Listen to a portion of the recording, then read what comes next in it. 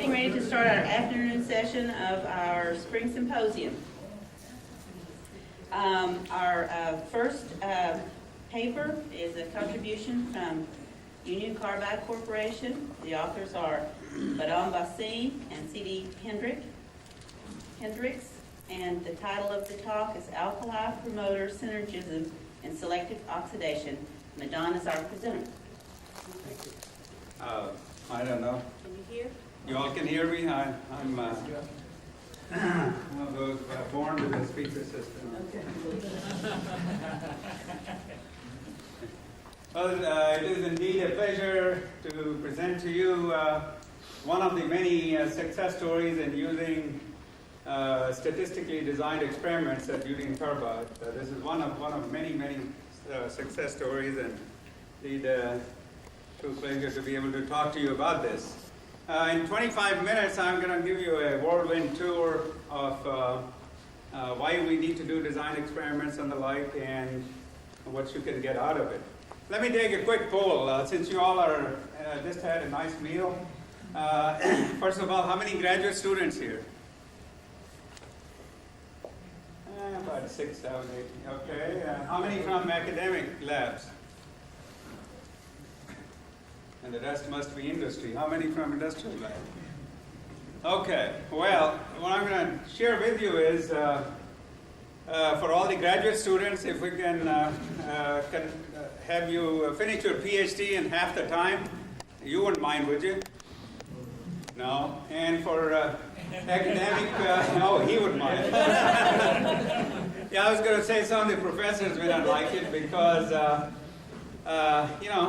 they don't want to get the paper producing mill dried too soon. But you can have twice the papers. So that's not a bad idea. You can really pad up the resume. And for those who are in industry, it's an issue of competitiveness.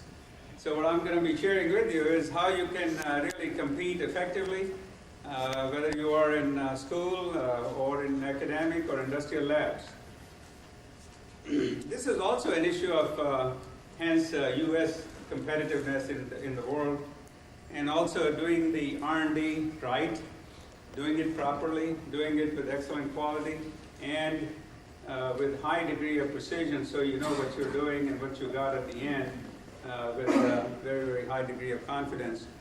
My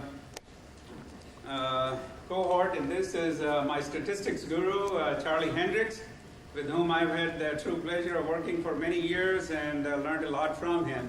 And I'd like to also acknowledge Union Carbide for giving me the opportunity to have a lot of fun over the years with their designed experiments. Next. Just the outline. I already covered some of the introduction, and then share with you why the statistical approach, go over the experiments, and in one of the systems that I'll be sharing with you, it would be the discovery of alkali promoter synergism that came as a result of the designed experiments. So the design experiments are not just for the development and for process and other related things, which is what we normally think. It's for research as well, and that's be the main theme of my talk. Show you the math models we developed and then verify them because we didn't want to trust math, right? It's come out of a model, we are not sure. But anyway, then conclude. Next slide.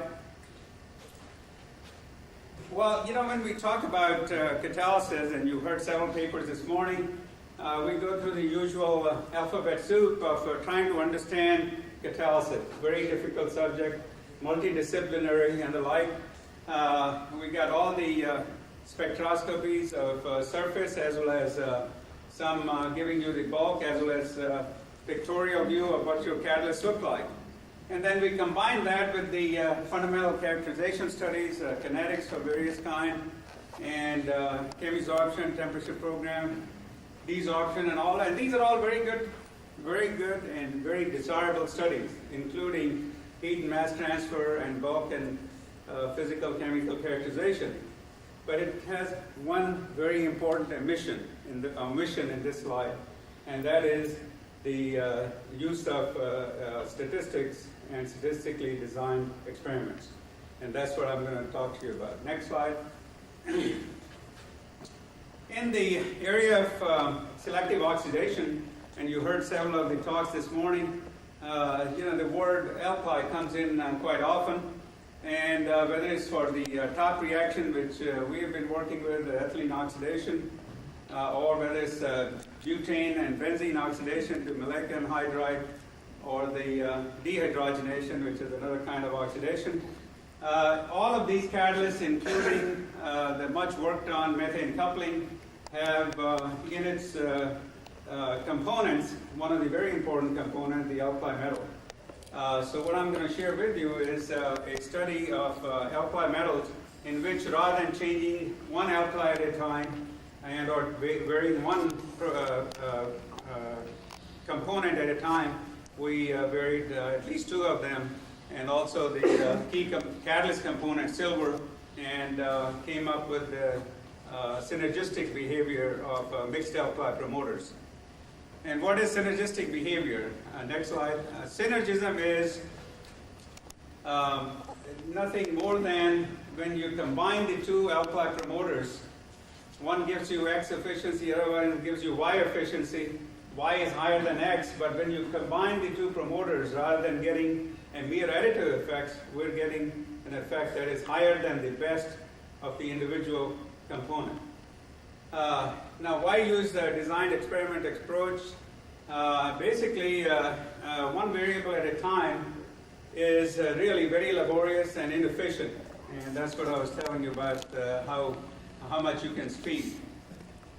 Depending on how clever we are at designing the experiments, we can save as much as factor of 5 and sometimes factor of 10 time savings. Next one shows you the pitfalls of if you try to vary one variable at a time. It's a hypothetical contour map of pressure and temperature space, giving yields for a reaction. 20, 30, 40, 50 is like a typical West Virginia mountain. And if you happen to go at a fixed pressure of 8, you can get maybe maximum somewhere around 27, 28, maybe 30. And if you go in the other direction, likewise, you can get a yield of about 28. But you would have missed the real mountain, and that's what finding the real optimum is all about, and that's somewhere around 50. So it's a question of, again, the competitiveness and all the other things I was mentioning. Next one. That just says the same thing, so let's go on to the next one. Is that in terms of design experiments, there are many kinds, starting from the simple factorial to the more elaborate, and then hypergreco-Latin square, and that's a course in itself, a whole semester worth. But what I'm going to share with you is the area that I mentioned to you, that in research we all feel our system is too complex. You know, I used to say that not too many days ago, years ago.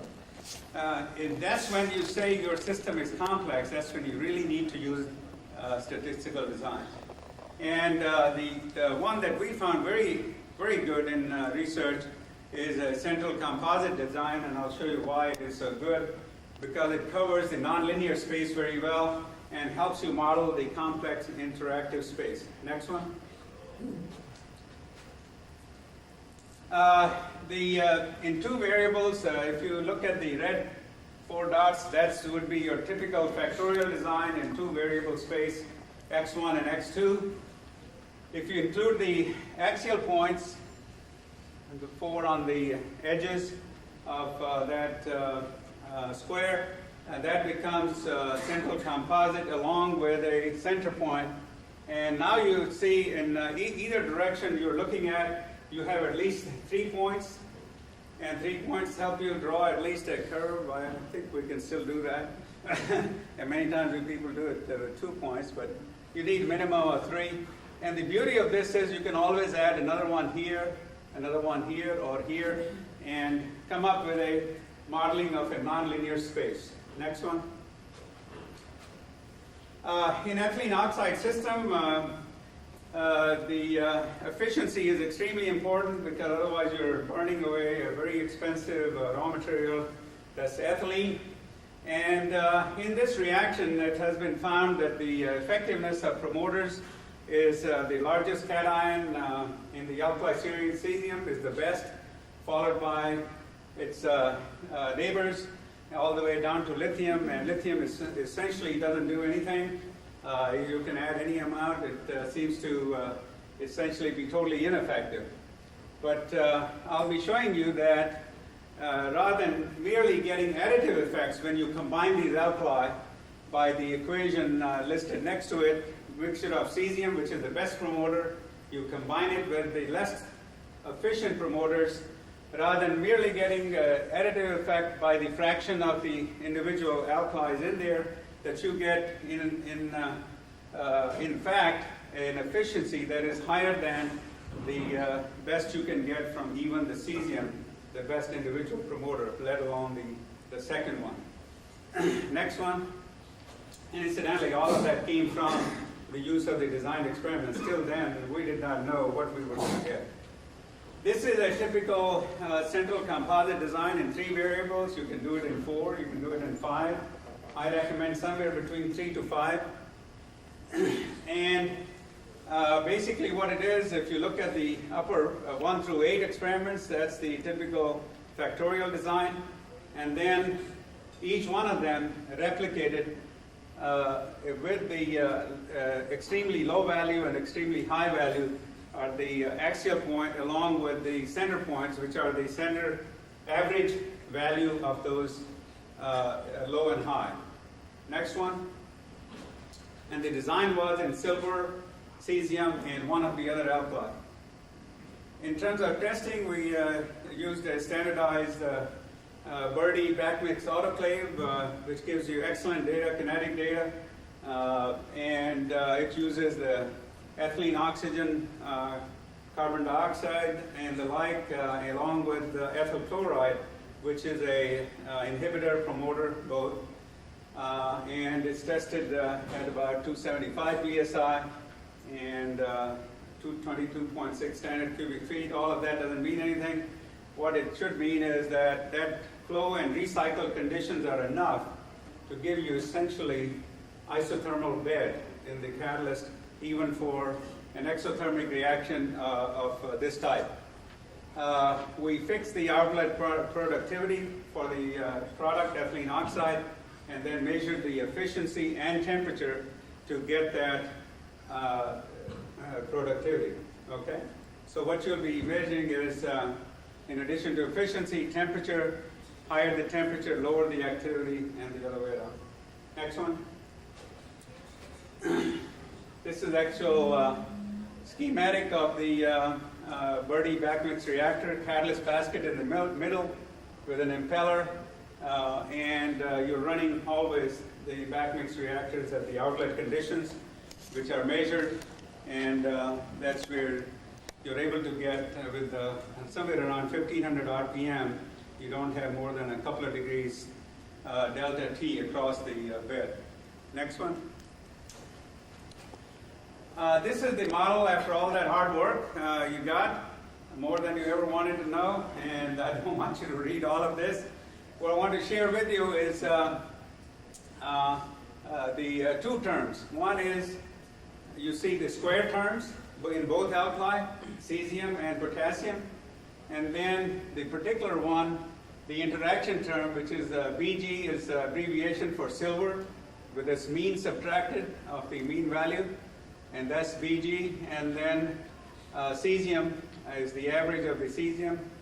Those 2 terms, along with the next one in cesium potassium, those interaction terms are what are giving you the nonlinear behavior and the appearance of the mountain that I'm going to be showing you.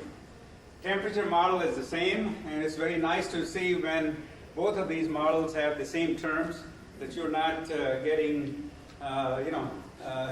efficiency and activity should be related some way, and hence should have similar kind of terms.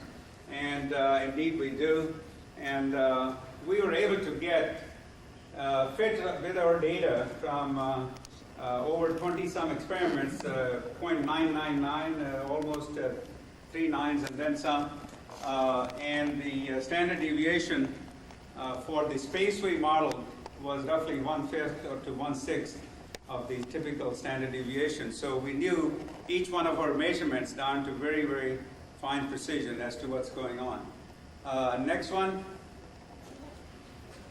I just thought I'd check how many people are awake. This is part of the slide. Courtesy of Marriott, this happened to be there. I didn't know where it's going to fall in. Allergy relief. There it is, the relief.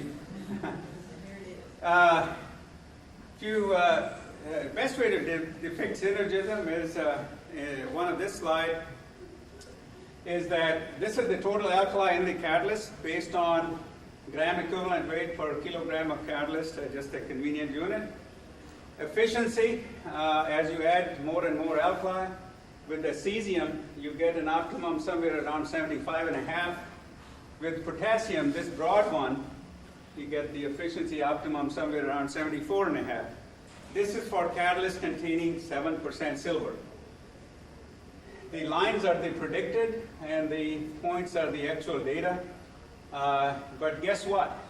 We could predict that the mixture, in addition to what we saw with the experiments, indeed should be another percent and then some higher.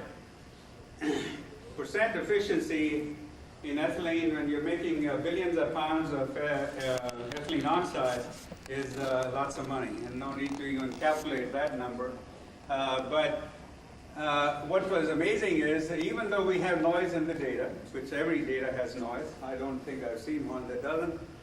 The degree of noise may be different, but the predictions we were able to make pretty good. Now, think of making a catalyst, if you're trying to make it commercially or otherwise, if something has a very sharp optimum, you're going to have difficulty making it. This also tells you that the mixture has that other benefit, and that is that you have the benefit of this potassium-like response broad, and yet your efficiency is even higher. So you're getting a lot of other beneficial information. Next slide. This is the contour map. Just concentrate on the red lines first. Also for 7% silver. This is the lower efficiencies, and from this side going up to reach the top of the hill, and also low efficiency on this side going up. Also remember the scale here, weight percent cesium. By the time you add 0.02 weight percent cesium, the catalyst is beyond that is essentially dead. That's efficiency lower than what you can get with silver without any promoter added. It tells you exactly, and each one of these lines in its proper space is known to within this much of an error bar, okay? And that's because of the 20-some experiments we did to get that model rather than one or two or two comparison. And what is this line? This cell max is the line that tells you that where you can get maximum selectivity in cesium-potassium space. And the curve A, this curve, is the line where you can get the same selectivity as that you can get with the best promoter, cesium alone. So the region between curve A and the cesium axis is the region of synergistic behavior. Beyond that, you're getting either additive or antagonistic effect of those promoters. That is, the efficiency is merely additive, or it's even less than what you would have predicted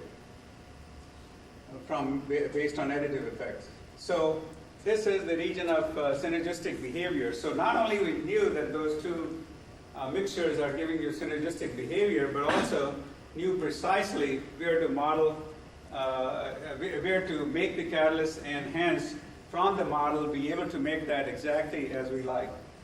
The dashed lines in the other color, whatever that is, green or something, is the temperature for making that catalyst.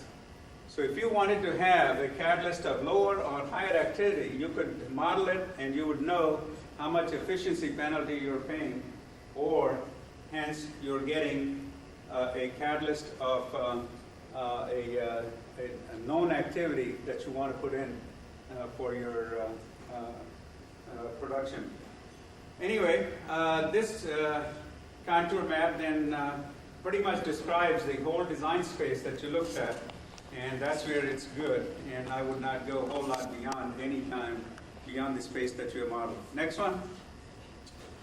So the two numbers I want you to remember was that the 76 something, which was the best you could do at 7% silver, and now going up to 13% silver, the maximum efficiency you're getting now is 77.8. I think the colors played tricks on me on this slide, but anyway, this is the now the top of the mountain, and switch it back to the previous one. You see where the optimum is here? It's around 0.005 weight percent cesium and roughly same amount of potassium by weight, which is 3:1 potassium to cesium ratio atomically. Now, next one, you'd see that the whole optimum has shifted, but not only that, now you take more cesium for higher silver, and you think about it, it does make sense, right? But you know exactly how far to go in order to achieve the optimum performance. In addition, before you did not see a catalyst with 260-degree activity, but now you do. And that says when you have more silver, you're making more active catalysts. So again, the selectivity max and curve A lines are moved somewhat, but they still describe for you the space in which you get synergistic behavior. Next slide. So, you know, we were all very skeptic whether this thing is all real or not. So we said, okay, let's check out this thing experimentally. So we made sets of catalysts because the differences in efficiencies were small, and typical standard deviation of around 0.5 to 0.7%. So it's, gee, we got to run it in triplicates, and we did that. The top one is a cesium-only catalyst, 3 runs made with an average value of 75.5 average, with that standard deviation from those runs, and then prediction was 75.6. That's not too bad. That's exactly what we were talking about, that we could get the model prediction to within 1/5 to 1/7 of the standard deviation of a single experiment because of the large numbers that we have in obtaining the models. The mixed alkali one with the same amount of cesium, 004 potassium added, you can get up with 76.2, model prediction 76.3. Not too bad at all. Prediction for the silver with potassium catalyst was so far inefficient, you don't have to run 3 experiments, but even there. Now, some of these results are probably better than the typical standard deviation, and that happens when you're doing experiments in a short period of time. And these were all done in a short period of time to check the validity. So certainly we have confirmed that the models are indeed correct, and the kind of contour map that we were projecting is indeed a valid one and a believable one. Next one. Now, I was mentioning to you about lithium is the least effective promoter, and sure enough, if you look at the efficiency histogram here of silver only, gives you a little over 65%. You add 0.003% lithium, hardly does anything. And if you look at here, I've increased now 10 times the lithium, which is, it should be lithium. I just noticed another typo there. It still doesn't do anything. 10 times as much lithium.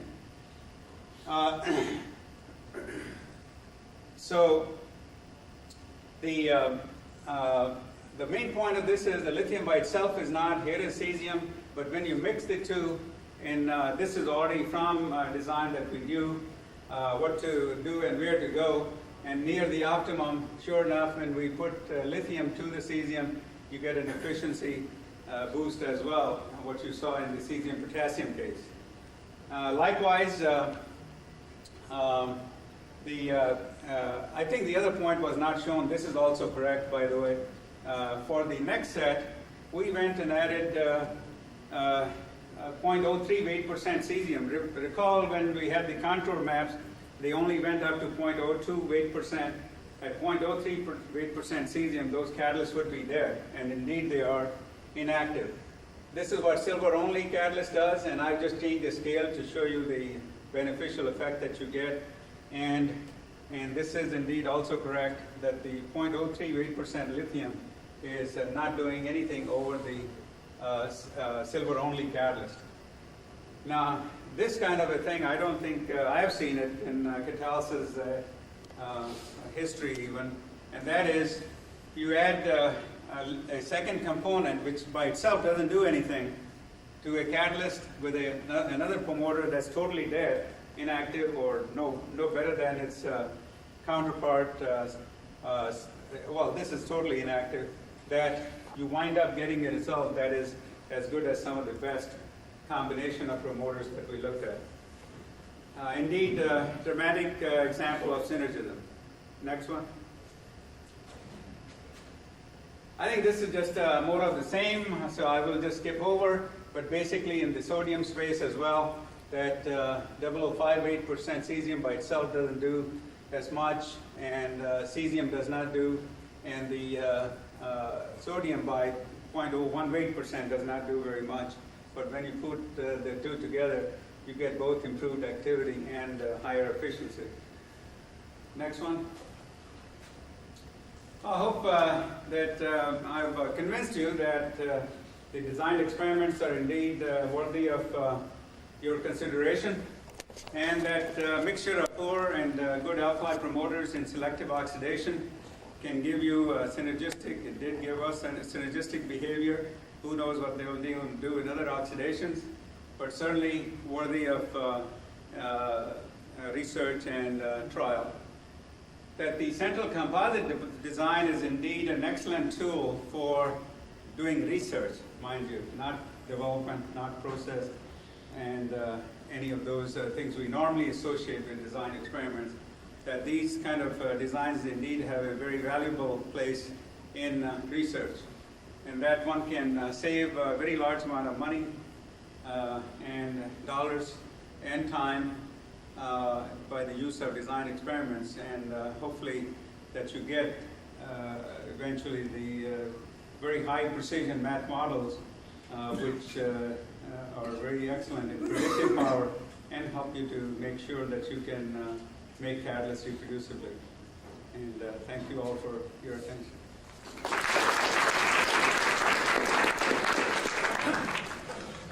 Comment and a question.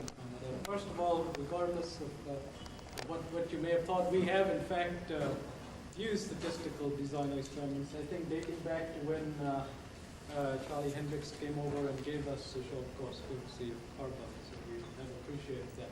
But one question that I did have was concerning the significant figures that you had in your two expressions, and I noticed that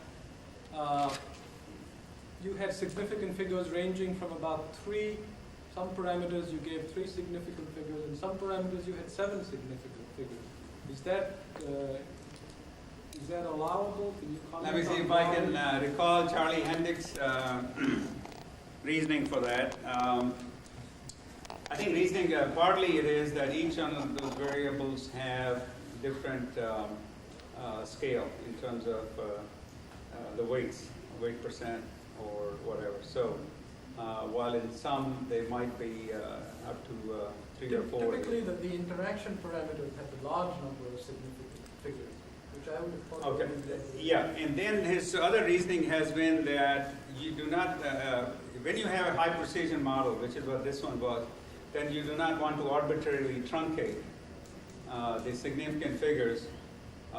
So he did that with very, very good solid reasoning. And there are some errors that can result from arbitrarily truncating to the same significant figures, especially when each one of the variable has different weighting factor. Yeah? Ed? Do you have any sort of a physical picture as to what the alkali is doing on the surface? What what form it is and how it interacts with the reacting molecules? Ed, I'm generally asked that question. The best way I can tell you is that there's a fairly large amount of work done by Lambert and by Charlie Campbell and others in trying to address this whole issue of what do these alpha ions do. What is amply clear is that they are modifying silver or silver-alumina interface. How they do it and all that is a very complex subject.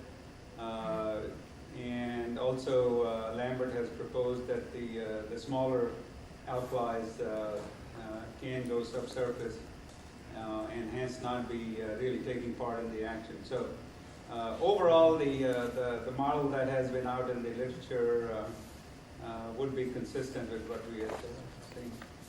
But no, it's a very, very complex and very important question to us. Yeah? I was wondering what is the expected value in your experiments, because whether the precision in the model is better than expected value, because if the model is very precise, but there is large expected value in the data itself, whether really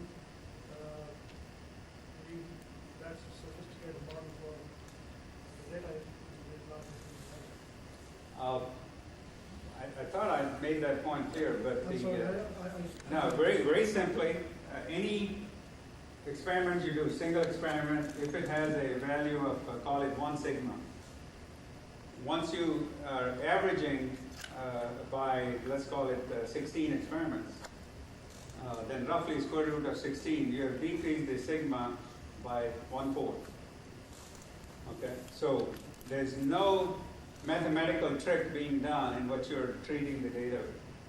And indeed, that kind of a treatment for the whole model space, it's not arbitrarily 1/4 or 1/5 square root of the total number of experiments.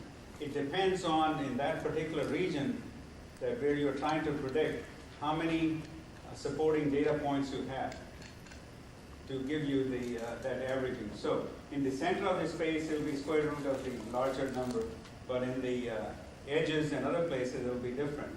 And again, that is exactly predictable. I mean, the beauty of this is that you're doing exactly that is predictable and no other monkey business going on. Yeah? No, that would be true if the error were pretty uniform. But if you had an outlier, it must be pretty difficult to detect by this method. Whereas if you have an outlier in the traditional method, you just see it as a point that sticks out. Sorry, Ted, I have to disagree with you. It's actually a lot easier to tell an outlier when you're doing design experiment. And we've been able to do that and go back and repeat, and indeed repeat experiments fell right in there. And the reason is, again, you have the power of those associated experiments which are orthogonal and or axial, but they're still orthogonal. And because of that, you're able to say very convincingly. By the way, Charlie Hendricks has a rule which I've not seen been violated. In typical experiments we do, the best experimentalist still misses up maybe 1 in 10 or 1 in 20 experiments. And you can go the other direction if you're not a good experimentalist. But in any case, 1 in 10 rule, I have seen it by the best of them, and every time we have gone back to repeat it, it fell right in. So now, on the other hand, the only one thing that I did not say or emphasize enough is that it's not just a matter of doing design experiments, going and saying, gee, I've got these variables, I'm going to make up a design. It's very important to put our chemistry and physics and the rest of the thinking to make sure you come up with a very good design. Otherwise, garbage in, garbage out. Yes? Have you tried some other support instead of alumina to improve the strength? Have we tried what? Any other? Some other support. Right now you use alumina, right? Yes. Silicon. It's in our patents, yes, it's Have you aluminum. tried to use the other support? Oh, yeah, they've been tried.